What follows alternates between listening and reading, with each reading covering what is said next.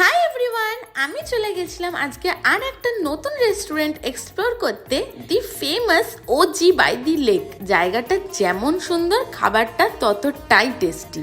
So চলো তোমাদেরকে দেখাই আমি এখানে কি কি খেলাম আর কেমন ভাবে টাইমটা স্পেন্ড করলাম। আসার প্রথমেই করে নিলাম একটু ফটোশুট। ফার্স্ট টাইম কোনো একটা নতুন জায়গায় এক্সপ্লোর করতে এসেছি, সেখানে যদি ফটোশুট আর ভিডিও শুটই না করি তাহলে কি আর হয়।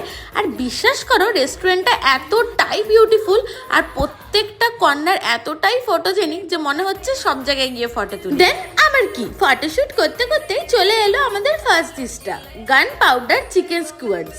ডিশটা কিন্তু ভীষণ স্পাইসি আর তেমনই টেস্টি আর ভীষণই গ্রিলড করা ছিল।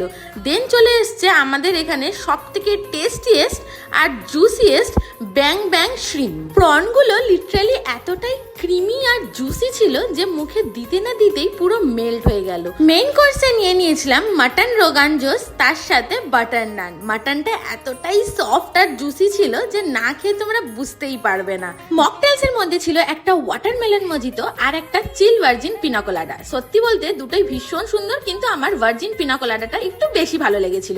সো এই ছিল আজকের মতো আমার মিনি ব্লগ। তোমাদের প্লেসটা কেমন লাগলো আর তোমরা ভিজিট করেছো কিনা আমাকে অবশ্যই কমেন্ট সেকশনে জানাও। আর আমার এই রেড ড্রেসটা তোমাদের কেমন লাগছে বলো তো? যদি ভালো লেগে থাকে কমেন্ট মি ফর লিংকস। দেখা হচ্ছে নেক্সট ব্লগে।